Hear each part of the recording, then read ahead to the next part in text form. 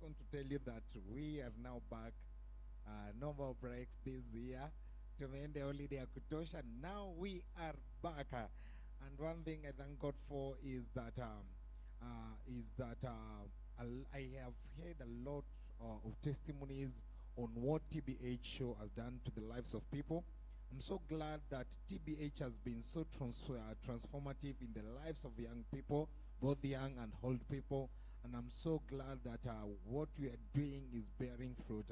I've had a chance to interact with some few people during this short break, and I'm telling you for free that people have been impacted by the show.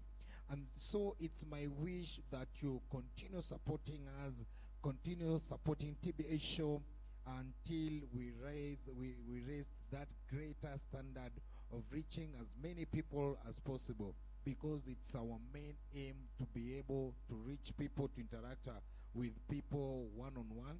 And so it is through your support that we'll be able to reach at that point. But right about now, we are back. We are back to do the good things in T.B.H show. And I'm so glad tonight we are having a very sweet discussion, as our topic suggests, in the highway of love. What goes on? What is in the highway of love? So tonight we are going to know all these things in the highway of love. What is in this highway? So tonight we are ready to learn a lot in our show tonight. Tonight we shall have a very sweet discussion in the few minutes that we shall be having in our studio this night. And it's my hope that you help us share this broadcast to as many people as possible.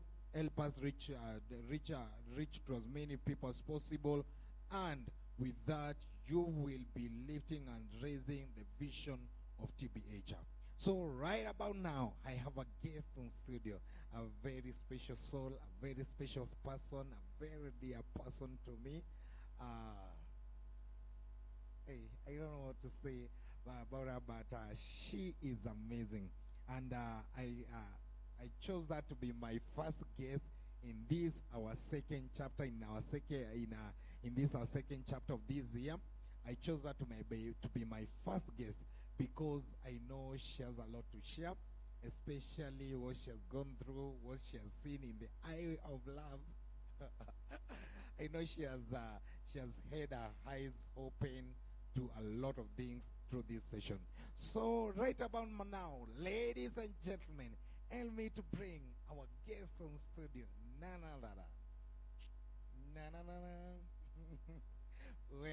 Welcome so much. So introduce yourself and then tell us what you are expecting in our show tonight.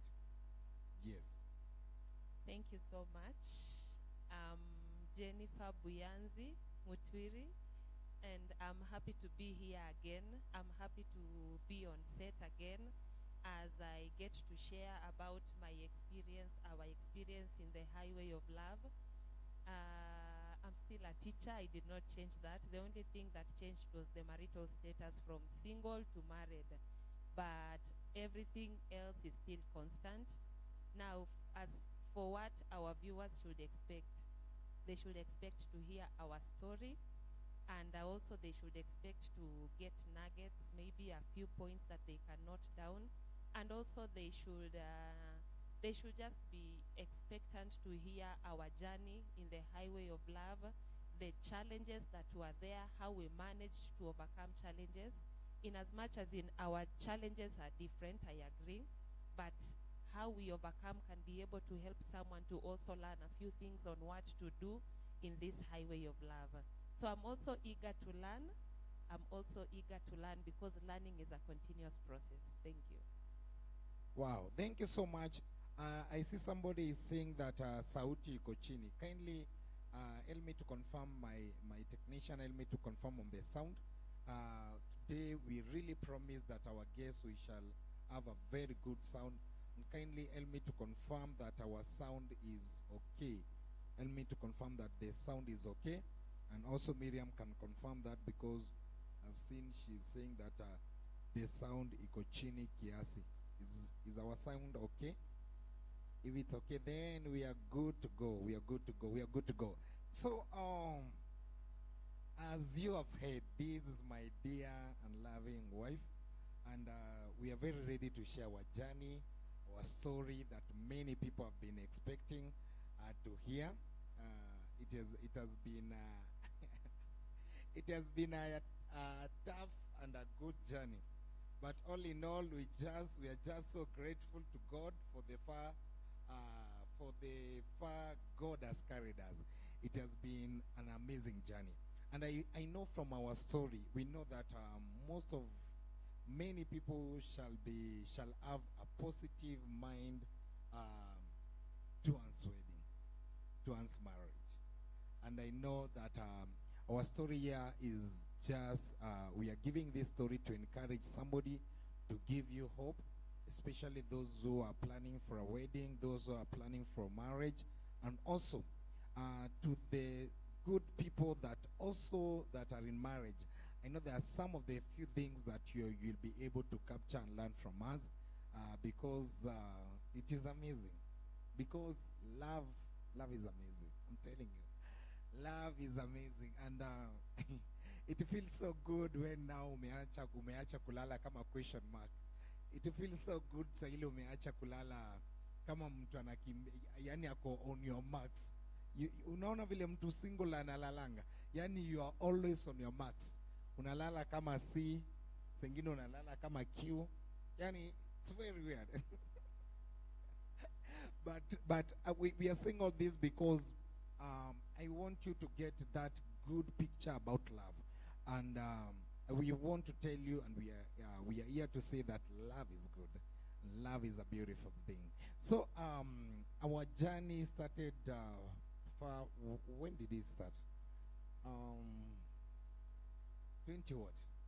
2023 Yeah. in December.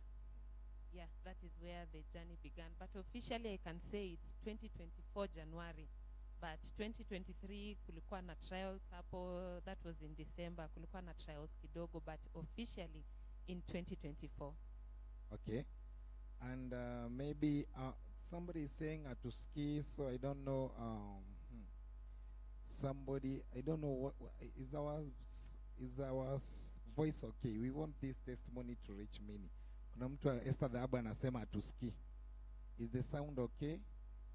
Can you help us to confirm? Is the sound okay?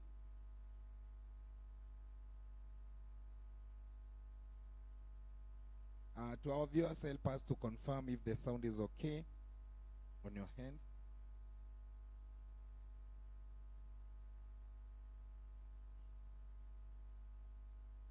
Okay. So I think it was that moment that that's why I will never stop giving a shout out to this man of God. And before we reach this man of God, at times it is always good on where you meet. Because I want to ask, especially to our viewers, nataka mtuambie, wewe, to those who are married or to those who are dating, wewe na mtu wako, mlipatania wapi? Where did you meet? Because at times it's so interesting where you meet. Kuna mtu atasema, si tulipatania kwa matanga, niliona vile alikuwa emotional, akilia na nikafeel like niko attracted na yeye. Kuna watu walikutania kwa hoteli, kuna watu wamekutania places tofauti. Yani people, sijui, maybe in the comment section as we are continuing to share our story, kindly help us to know, mlipatania wapi na mtu wako? Because for me, tulipatania church, right? Yeah, tulipatania church, and one funny thing, I don't know, ni kwa nini siku hiyo uligeuka na ukakuwa the spotlight of the hour. Because nilienda church na nikapata manze vile alikuwa na dance, she was like, okay, kama utakuwa na dance hivi kila siku, I'm telling you. And maybe I can say it's a good thing to the ladies who are watching us. It is in your area of service that you will always receive your miracle. In that place, that position that God has given you. Because as I was in that area, I was just dancing innocently. I even didn't know that someone was noticing, and see where it has brought me. I'm so glad because naona kuna mtu hapa anasema ati watu wangu tumepatania Kisiagi. That is Esther Ole. Okay. It is amazing mali watu wengi wamepatania. So it was at that moment that we met. Nilimwona a good girl akidance.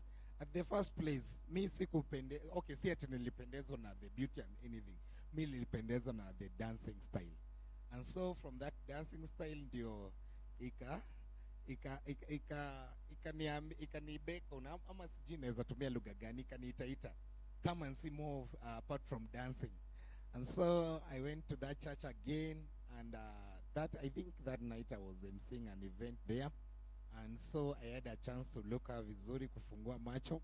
Luckily aliniserve kahawa, and from yeye kuniserve kahawa I felt that hiyo kahawa ilikuwa different na watu wengine, because nilikuwa nimekunywa kahawa ya kwanza sikusikia taste yake, lakini ya pili I really felt the taste. Sijui aliongeza nini, but hapo sasa the attention ili raise kabisa. So it was a bit funny. Naweza sema ilikuwa funny because from there I invited her to the show. I think kama mliona our viewers, kuna show tulifanya about it was a debate, right? Yeah. It was a debate between church girls and church boys. Na nakumbuka vizuri sana akisema church boys ni ma red flags. Oh, see what the Lord has done. But you cannot blame me, because at that time I was really messed up. I was really heartbroken by the so-called church boys. Mm-hmm. So at that time, and because this show is to be honest, me, I was just saying my honest truth. Most of them, the ones that I had interacted with during that time, they were red flag. I had not met with you. That is the problem now. Okay. Okay, I see Miriam, she's still complaining about the sound. I don't know if our sound is still okay, or maybe ni shida ya simu. Kindly, is our sound okay? Okay, sawa sawa. So, this young lady here, alikuwa na complain about church boys. Hakujua atanguka kwa mikono ya church boys. Apart from that, she has a testimony, by the way. Our viewers, she has a testimony. Alitry kudate mtu mwenye si wa church. What happened? Yeah, so after the heartbreak from the church boys, so I decided, let me try someone who is not from the church. Because at that time, and I guess during, like when you want to make a certain decision, you meet so many things that will lead you into thinking that decision is right. Because at that time, as I was making that decision to date someone who is not from the church, I was seeing very many people who are in relationships with people who are not from the church. Na mambo yao, okay, from what I was seeing, mambo ilikuwa inaenda. So it was an encouragement to me, and I was like, this thing is doable. Watu wa. And then I compare and I look and I say, angalia so and so, he or she got married to a church boy. What happened? Heartbreak and everything. So it pushed me to getting someone outside the church, someone who we have completely different beliefs from. And guess what? Character development, it still happened to me. It still caught up with me. So what I realized from that is that you should not generalize. Just because 9 people have hurt you, it does not mean that there is not that one genuine person. Sure. And okay, kuna ile kitu ladies hupenda kugeneralize. Okay, what happened to you that ulikata kugeneralize sasa? Because kuna mtu amepigwa break 7 kama series moja full ya movie. Na ako zile za, manze siwezi enda episode 2. I feel like, manze, let me stay single. Na kuna kitu saizi ladies wameamplify mostly. That better I be Miss Independent. Najitegemea, siombi mwanaume pesa, sisumbuliwi na mapenzi, I'm right to go. So what do you say about those ladies? Because kuna mtu ameatibreakiwa paka, saizi anaweza andika full book ya motivation. First of all, I'm sorry to anyone who feels heartbroken as a lady. I feel you. I know I've been there before. So what I can say about that, do not generalize. People are not the same. That is one thing that I've found out. People are not the same. Hata ukiangalia kwenu, you are so different. In as much as you come from the same mother, the same father, you are all different. So do not generalize. Just take someone as he or she is. If you find a mistake in this person, do not go about saying, oh, like for example, me ningesema maybe, oh, all lawyers are bad, nini. It is not all lawyers that are bad. The same way right now in the world where they talk about we do not have virgins, but virgins are still there. So we should not generalize. As a lady, meet with a person, get to know that person well, identify with that person first. Identify, like we have, okay, maybe I'm rushing, but there's this one thing that will always help you to know whether you are compatible or not. So you look at that and you get to study the character of a person. Do not avoid. During this time, you look at every detail of a person as you are dating. You are in courtship. So look at the details. All details, do not ignore anything. So that when you notice there is a mistake, you get to correct and you avoid maybe generalizing. But personally, I'm not of the opinion of generalizing. It's not a good thing. It can make you actually miss out on an opportunity because you judged this person in a certain way, yet actually this person was the one who was meant to help you in a certain period. Okay, and the issue of church boys. Kuna mtu especially from what I'm trying to see from Faye's comment, anasema that church boy is a red flag unless otherwise. So do you feel that kuna watu hujificha kwa church kinda, lakini wamejivalia ngozi ya kondo kumbe ndani ni mbwa mwitu? Do you feel that kuna watu wanajifanya church boys and wako na other intentions? Because maybe wana feel ukiona Kevo ameng'ara amevaa suti ni church boy, that huyo boy ni innocent, but behind the back kuna vitu anakuplania hatari, majambos. Do you feel that are all church boys good or it's ni dangerous? Because pia kuna mtu, I think it's Mr. T alikuwa anauliza, have you ever realized that why do good girls go for bad boys and not for the church boys? Okay, kulikuwa na that conversation. And okay, according to you, before tuende huko sana, do you feel that all church boys wako sawa, ama do you feel kuna wengine wamevalia ngozi ya kondo? Okay, in the world that we are living in today, there is a lot of hypocrisy. Even in church, there is a lot of hypocrisy. But that will not make me say that all church boys are bad. I refuse to generalize, because we have some very good boys. We have very genuine boys out here. Even girls, we have very genuine girls out here. But it does not still change the fact that kuna hypocrisy pia. We have people who have come in the church, and my pastor used to tell me where I grew up. My pastor used to tell me that you are a man, you've come, you are pretending you are looking for a wife in the church, and also God will make sure he packages for you a lady who pia yeye amekuja with a lot of hypocrisy, pia anatafuta a church husband. So at the end of the day, you guys are going to meet. But about church boys, we still have good boys. They are still there. Even though maybe the percentage may be small, but they are there. Me, I always believe there is a remnant. In everything, in every generation, there is a remnant. So in as much as in Sikatai, we have red flags in church. Yes, they are there. But we also have the good boys in church. Okay. Now we continue with our story. Nikakuja church, I saw her.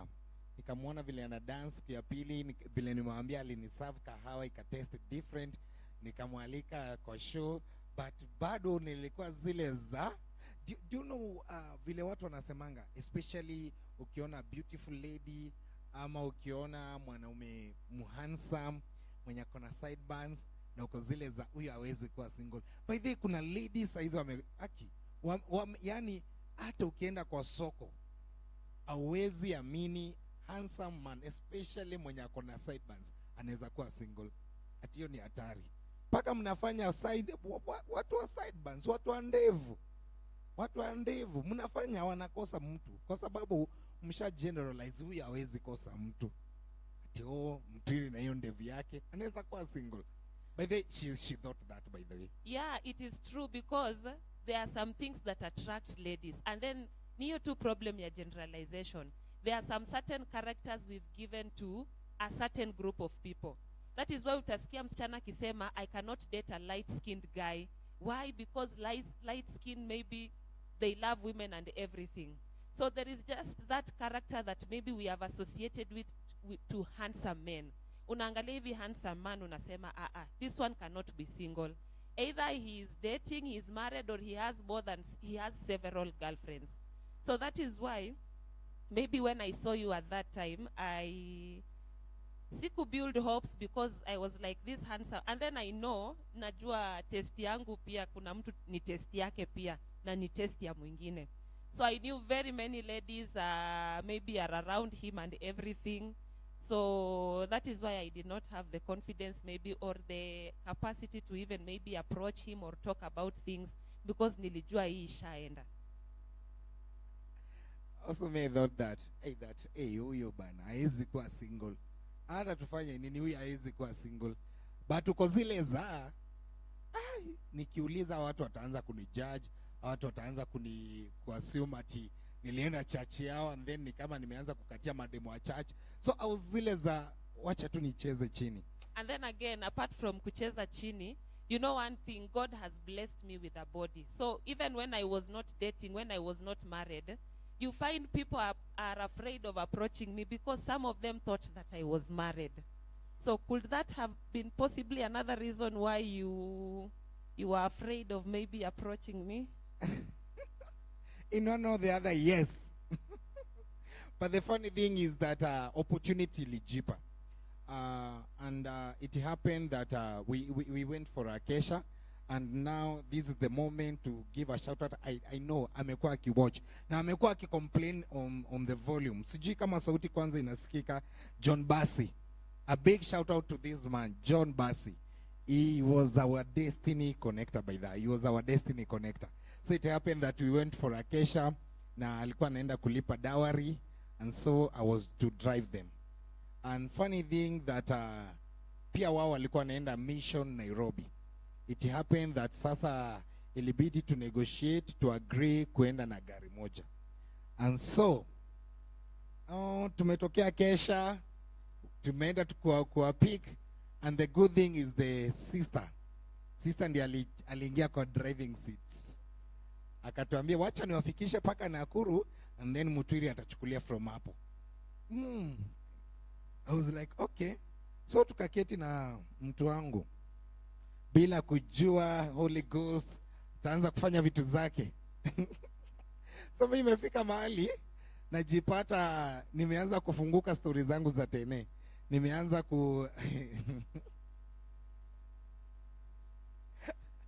akaanza ku open up. By the way, he really opened up that during that journey. Akaniambia ma character development zenye amepewa. Yeah manze, yani out of nowhere, hata sijui hiyo story ilitokea wapi. Na mimi nikashangaa mtu ako zile za okay. Yani hata yani mpaka nikaona ni kama hataki story yangu, ni kama nimembona story yangu, because mimi naongelesha mtu na yeye ashaingia TikTok, shaanza kuscroll, kidogo ameingia Snapchat, ameanza kujirecord. Mpaka nikashangaa inayo ndio gani. But nikasema because hata sisi ati namtaka, hakuna time tutadate, wacha tu nimwambie maybe kama itamguza asaidie mtu mahali, vile wanaume upitia machungu, atamotivate mtu baadaye. But mimi nikajambia it's okay. Si tukaendelea na safari. But kidogo what happened? Still along the journey, as we were traveling, because we traveled, finally he had to drive, but he drove for very few minutes, and then he came back again. Then he was sleeping. So as he was sleeping, tulikuwa tumekaa watatu. So he's sleeping, anadoze hivi, ananiekea hivi kichwa. I saw him, by the way, I had mercy on him. I had mercy on a brother. I felt compassionate, because I knew he was from Kesha that night. We had come from Kesha, then we were traveling the next day. So akiwa nalala akidozi hivi akieka kichwa, I had no problem with it, because I was like, after all ni kulala tu. So may let him have his sleep. Kumbe that sleep gave him ideas. Manze ilikuwa hatari. So tukaendelea na safari yetu. We went for the mission. Tukarudi. Though hakunipea story yake. Ushaona ile kainda, safari ni mrefu. unataka tu muongee na mtu, ukimpea story yako unataka pia yeye akupee story yake. In one or the other ni ile pia kutaka kujua is she taken or is she single, because singemuuliza directly manze uko single ama uko taken. Nilitaka tu ile kind through some stories. I think najua hata wanaume wengi upitia hiyo series. Unapiga yani unaenda tuseme for example tukiwa Eldoret, tuseme unaenda Langas, but kuliko uende Langas direct, kuna vile sijui utaenda baharini, uchukue ile nini flyover, uchukue junction ya kurudi, kuliko tu uende direct. So I know most of the men wamepitia hiyo, ndio maybe wapate the true answers. So it happened like that, and hakunipea story yake by that. Yana ilikuwa chungu. I am a good listener. I listen. I'm very good when it comes to listening. So you cannot tell me your story and then I say yo yako acha. Sasa me I just listen to you. That is what I did. Kuna ile aspect ya by the way, hauko peke yako, pia mimi nimepitia hii. So she was there too, yani anasikiza story yangu. I am listening, I'm sympathizing with him. Juu kweli alikuwa amepitia. Ule naye alikuwa amemfikisha mwisho. I was just sympathizing as a good sister. So it happened we went to Nairobi, hiyo story ya John kurudi, but all through Sunday nikaanza kufeel ushaisikia ile Holy Spirit anakuprompt manze, hapa ni kama kuna kitu. Hapa kuna kitu. There is something today in the house of the Lord. So I felt something coming. And so kurudi, it happened, nikakuwa mjanja. No wonder hata Sheila hapa naona akiuliza, ndio maana uliswipe duties ukiwa passenger. Now you know. So it happened tukirudi. Tuliko tupatania na wao, tuliko tupatania wote Westlands. So kufika Westlands tulienda tukapako kwa mafuta. And it happened again, sikutaka kudrive. So one thing that I did, it was so funny. Mimi nilienda kwa choo, nikajifungia kwa choo, peeping, nikichungulia kwa umbali, nione kama kuna mtu ataingia driver's seat. And lucky enough, there's but to Sheila. Nikaona ameingia kwa driver's seat. Mtu wangu naye ni kama karo pia. Unajua roho akizungumzia mmoja anaambukiza mwingine. Karo pia alikuwa amezungumziwa pia. It happened that nilipata amenicreatea space, na sasa tuko karibu watu. Tulikuwa excess mtu wangu. Tulikuwa excess. Ilibidi tu anitengenezee ka space mali nitakuja niingie and turudi. So kwa hiyo barabara hakuna story mingi because umemsqueeze na kila mtu ako zile anataka kusikia kila kitu. So mimi ilibidi tu nilale. And guess my pillow? My shoulders, they really suffered on that day. Inafaa ulipe insurance. Compensation.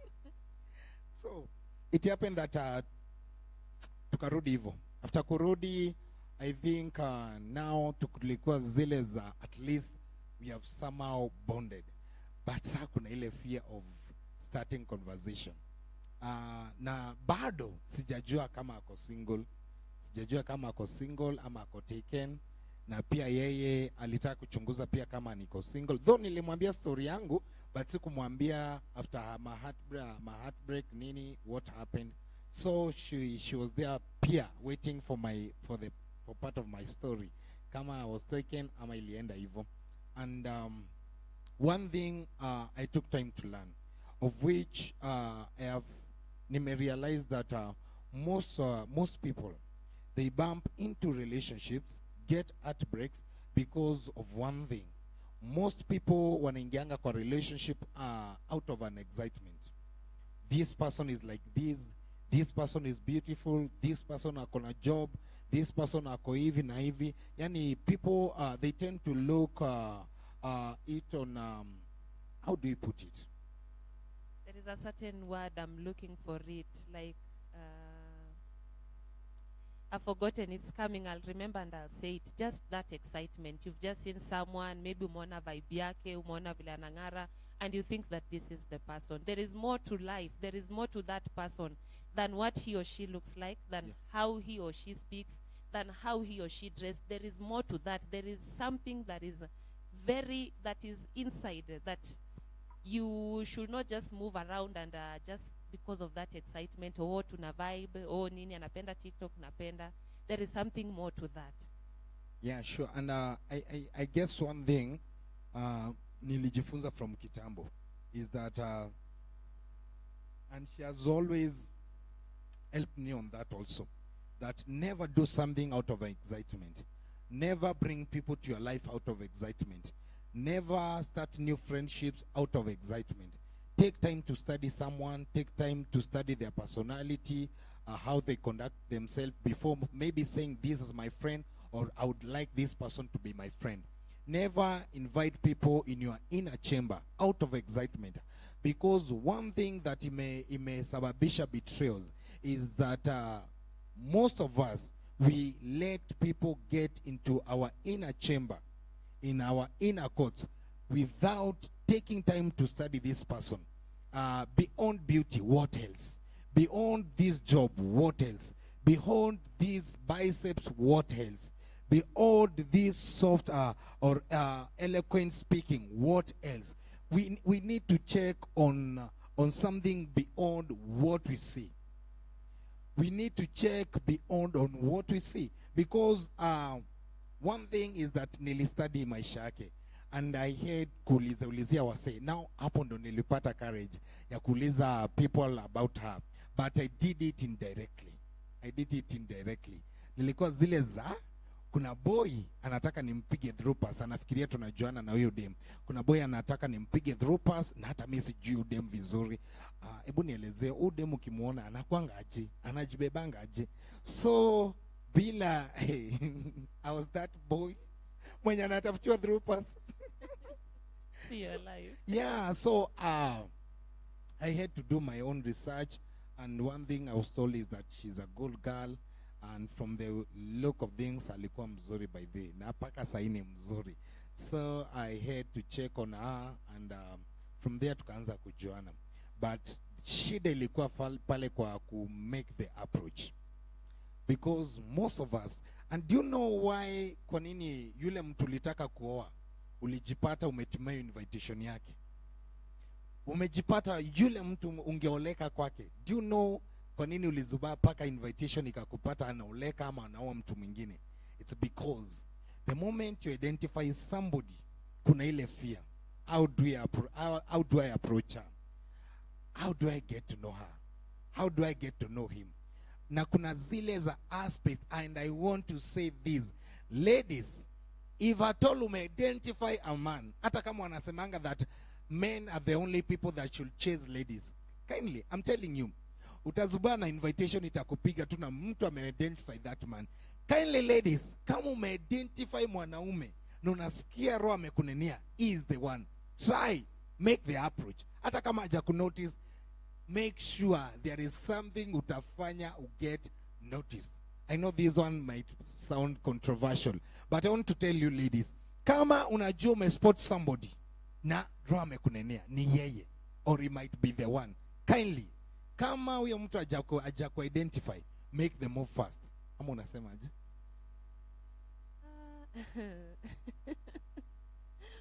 Umeniweka kwa spotlight. I don't know, because at times maybe you can notice this is the person, but maybe the person is in a lot of confusion. So maybe you can, okay, for me, I will advise someone maybe not to just do it directly, because again, inaweza kosa kutoka vizuri, but there are some things that you can do maybe to attract the attention of this person, and then this person, and also as you keep on praying, because prayer is everything. You pray that this is the person maybe you are interested in, and you've heard the Spirit speak to you that this is the person. You pray that also the way God has opened your eyes, that God will also open his eyes. And also in the meantime, because I believe that if this person is meant for you, your purposes marry each other. So as you are in your purpose, definitely it's also one of his purposes or his purpose. So through that, as you're working there, I'm sure he will get to notice you and things will move. Kabisa. Because most of the ladies wanakuanga zile za atanichukulia aje, nikimake the move fast ataniona aje, ataona ni kama na simp, ataona ni kama yani ile value itapungua. But I'm telling you, that's wrong. That's wrong. there is nothing wrong. Hakuna shida wewe ukimake the first move. Hakuna shida ukitry kuorganize a date for you together, hata kama ni lunch ama dinner. There is no, hakuna harm of doing that, because what matters is what you feel inside you. No, usiache what you don't bottle the spirit of love inside you. Yenye because what I've seen, because sijui kama ume-identify hivyo, itapata that for example Jennifer wakiwa two ladies na wanataka mwanaume mmoja. Jennifer yeye ndiye ame-identify huyo mwanaume akiwa wa kwanza. Jennifer atakuwa zile za aende abia best yake, guy ndio jamaa ni bamba na mcrashanga mbaya sana, but sijai make any move na hata hajai ni notice. Do you know what happens is that yule best umeambia atakuwa bold na make the move, na utajipata hao wawili ndio wanakutumia invitation card, na utazikuwa zile za you are a betrayer, you are what, but yeye alichoose what's right. Alichoose kukua bold na kumake an approach. So it's a message to all ladies. Kindly, if you identify that there is something zina match in between you two, kindly don't fear, make the first move. As for me, I decided to kick fear na nikaallow the first move ifanye kazi yake, because, and then she has said on the issue of purpose, for what I know is that wherever there is a clarity of purpose, elimination is automatic. Wherever there is a clarity of purpose, elimination is automatic. So kama uko confused, sijui ni yeye, sijui anaweza kuwa yeye, check on purpose. Kama purpose zina match, then you have all right to eliminate all other people when your purpose zenu as match. For me, identified ana yani we match a lot in a lot of things zenye the little time we shared, and she was so supportive to the vision, she was so supportive to my purpose, and paka alileta more ideas on how we can do things together and to improve especially the vision yenye tuko nayo. And from that, bado in all these, I think there is a part where I now became a man and decided to make the next move. And I think this will be in our part 2, because in our part 2 tutadiscuss vile alisema yes, and we shall discuss also the journey of us allowing our parents know that we have a thing, our friends know that we have a thing, and also planning our wedding. So maybe in our second part, what should our viewers expect? They should expect to hear more of our story, and also they should expect to hear how we did it, the challenges we faced, because this highway has a lot of challenges. It has many, many challenges. So they should expect to hear maybe the challenges that we faced and how we were able to overcome them. And also, they should also expect to hear from us planning for a wedding, because I can tell you that thing can drive you crazy. If you are not well prepared, if you are not anchored in God well, if you are not anchored in prayer well, you can easily lose your mind as you are planning for your wedding. So they should expect to hear more of that. Sure. That is in our part 2. Tonight we decided to cover our part 1 of the story, and part 2 is loading the coming Sunday. So stay tuned, get to hear our story. And I know from this story, we have said that mtu atapata the reason to get married. Na kama ulikuwa ume-delete everything about marriage, at least you'll get now the hope to say, and that now I can step to marriage. The planning, vile amesema tutaelezea about the planning of our wedding and how hectic it was, but at long last it was very successful. We shall explain on that. We shall explain the wrangles ama disappointments zenye tulipitia katikati hapa, conflicts, kukosana kulikuwa, but how we made it through. But all that will be in our part 2 of our story. For tonight, may God bless you, and thanks to those who have been following us this night. Thank you for those who have commented those who have commented, we so much appreciate you people, and kindly make sure that you share our story. I know it will motivate many, it will encourage many, and it will make many find the meaning and the reason to love and to be loved back. So without further ado, Maybe before we end, you can read, I can see Apostle Sheila, she has written a comment concerning the issue of maybe a lady, once you've spotted someone, what you can do. There is a very nice comment she has written there. Maybe you can read it for our viewers. okay, Yeah. let me see, read it. We need to be like Esther. She prepared a meal for the king. Wisdom is paramount in proving your worth for a generation.